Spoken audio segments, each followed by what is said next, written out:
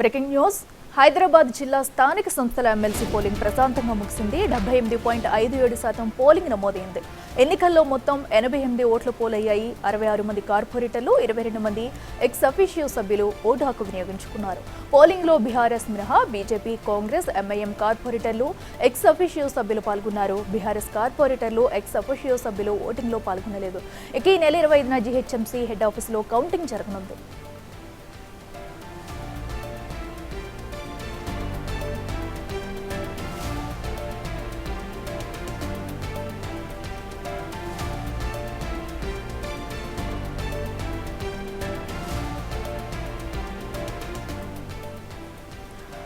హైదరాబాద్ లో స్థానిక సంస్థల పోలింగ్ అయితే ప్రశాంతంగా ముగిసింది. అయితే మొత్తంగా కూడా 88 ఓట్లు పోలయ్యాయి. అయితే ఈ పోలింగ్ లో కూడా అటు బీఆర్ఎస్ సభ్యులైతే పాల్గొనలేదు.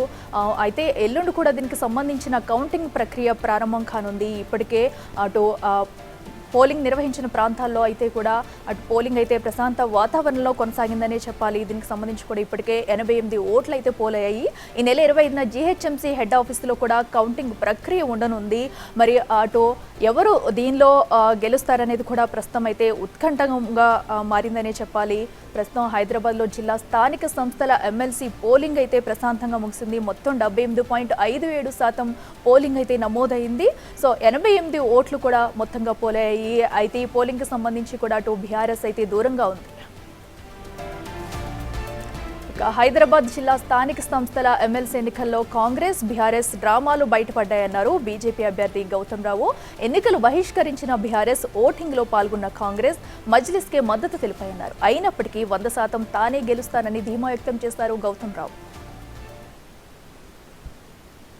ముఖ్యంగా ఈ ఎన్నికలను బహిష్కరించమని పిలుపునిచ్చిందో రాష్ట్ర పార్టీ వాళ్ళ రాష్ట్ర నాయకత్వం ఈరోజు అర్థం చేసుకోవాలి.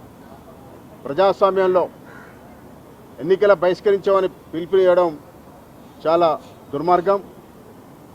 నక్సలైట్లు ఈ రాజ్యాంగం పట్ల, ఈ ప్రజాస్వామ్యం పట్ల నమ్మకం లేనటువంటి ఇచ్చేటువంటి పిలుపు అవుతుందో ఎన్నికల బహిష్కరణ పిలుపు ఈరోజు ఈ రాష్ట్రంలో అధికారంలో ఉన్నటువంటి బీఆర్ఎస్ పార్టీ, ఇంతకుముందు అధికారంలో ఉన్నటువంటి బీఆర్ఎస్ పార్టీ కూడా ఎన్నికల బహిష్కరణ పిలిపించింది.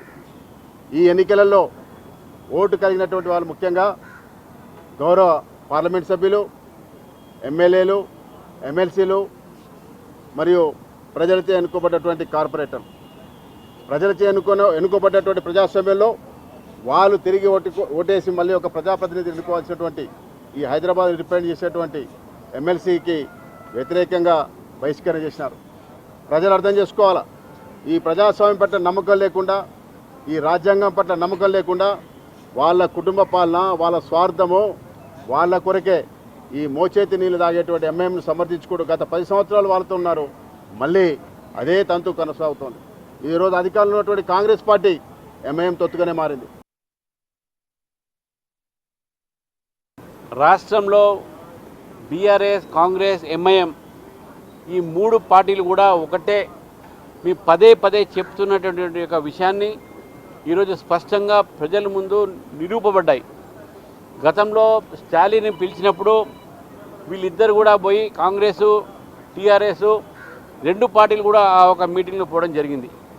ఆ రోజే మేము చెప్పిన బీజేపీని ఎదుర్కోవడానికి ఈ 3 పార్టీలు కూడా కలిసిపోతాయి కాబట్టి అనుకున్నట్టే ఈరోజు వాళ్ళు కలవడం జరిగింది.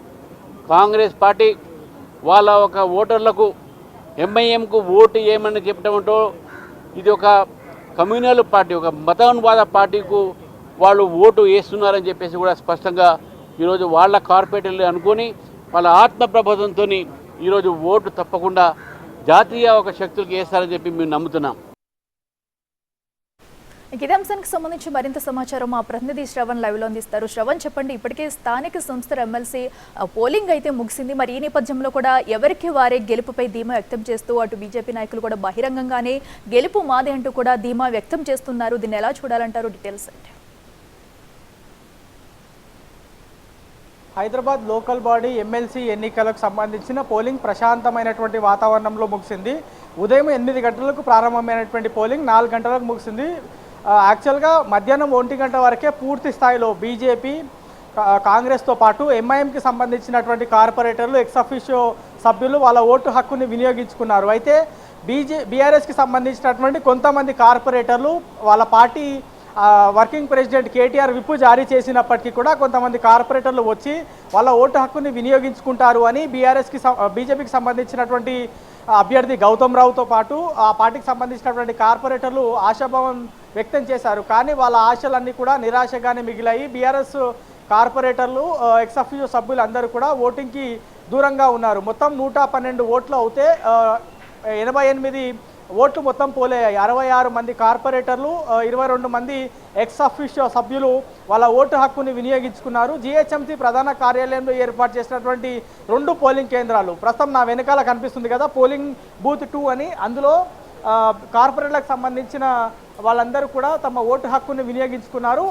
దానికి ఆపోజిట్గా ఉన్నటువంటి ప్రాంతంలో పోలింగ్ బూత్ 1 అనేది ఏర్పాటు చేశారు. అక్కడ ఎమ్మెల్సీలు, ఎమ్మెల్యేలు, ఎంపీలు వాళ్ళ ఓటు హక్కుని వినియోగించుకున్నారు.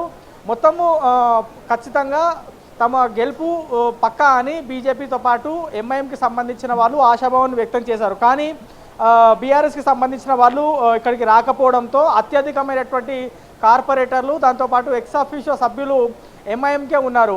41 మంది కార్పొరేటర్లు ఎంఐఎంకి ఉండగా 9 మంది ఎక్స్ అఫిషియో సభ్యులు, మొత్తం 50 మంది వాళ్ళ బలం ఎంఐఎంకి సంబంధించిన బలం 112 ఓట్లలో 50% అంటే దాదాపుగా 50%కి సంబంధించిన ఓటర్లు ఎంఐఎంకి బలం ఉండడంతో వాళ్ళ గెలుపు ఖాయంగానే కనిపిస్తుందనేది ఎంఐఎంకి సంబంధించినటువంటి అభ్యర్థి గోల్డీ ఆశాభావాన్ని వ్యక్తం చేస్తున్నారు. అయితే ఈ ఓటింగ్ ప్రక్రియని గమనించినటువంటి బీజేపీ అభ్యర్థి గౌతమ్ రావు మాత్రం ఇది జాతి వ్యతిరేక శక్తులుగా ఉన్నటువంటి బీఆర్ఎస్ నాయకత్వమే ఒక కార్పొరేటర్కి ఓటు హక్కు వినియోగించకుండా చేసింది.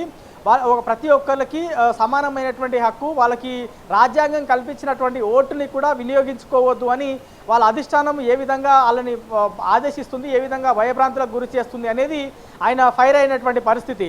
సో ఏదేమైనప్పటికీ కూడా మొత్తానికి 112 ఓట్లలో 88 ఓట్లని పోలయ్యాయి. అందులో అత్యధికమైనటువంటి కార్పొరేటర్లు ఎక్స్ అఫిషియో సభ్యులు ఎంఐఎంకే పోలైనట్లు వాళ్ళు ఆశాభావాన్ని వ్యక్తం చేస్తున్నారు. కానీ క్రాస్ ఓటింగ్ జరిగింది. ఎంఐఎంకి సంబంధించినటువంటి సభ్యులు, కాంగ్రెస్కి సంబంధించినటువంటి కార్పొరేటర్లు కానీ ఎక్స్ అఫిషియో సభ్యులు కానీ బీజేపీ అభ్యర్థికి ఓటు వేశారు అనేది బీజేపీకి సంబంధించినటువంటి అభ్యర్థి గౌతమ్ రావు అయితే తమ ఆశాభావాన్ని వ్యక్తం చేస్తున్నారు. ఈ నెల 25వ తారీఖున కౌంటింగ్ జరగబోతుంది. ఇదే జీహెచ్ఎంసీ కార్యాలయంలో మొదటి అంతస్తులో పన్వర్ హాల్లో కౌంటింగ్ జరగబోతుంది.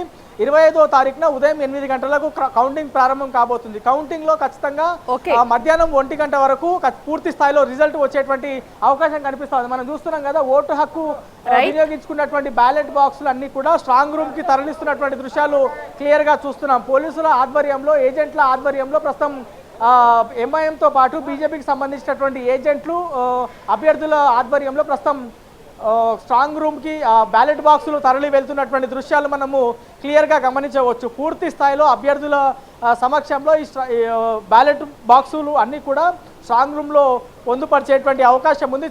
ఏ విధంగా ఎంతో బందోబస్తులో మధ్య బ్యాలెట్ బాక్సులు అన్నీ కూడా స్ట్రాంగ్ రూమ్కి తరలి వెళ్తున్నాయో క్లియర్గా మనము చూడాల్సినటువంటి అవసరం ఉంది. మిగతా బ్యాలెట్ బాక్సులు కూడా అన్నీ కూడా తరలి అధికారులు జీహెచ్ఎంసీ ప్రధాన కార్యాలయం లోపల ఏర్పాటు చేసినటువంటి స్ట్రాంగ్ రూమ్కి బ్యాలెట్ బాక్స్ అన్ని కూడా తరలిస్తున్నారు. సో ఓవరాల్గా మాత్రం ప్రశాంతమైనటువంటి వాతావరణంలో పోలింగ్ ముగిసింది. బ్యాలెట్ బాక్సులు అన్ని కూడా స్ట్రాంగ్ రూమ్కి అధికారులు తరలించారు. ఈ నెల 25వ తారీఖున కౌంటింగ్ జరగబోతుంది. Right Shravan, thank you.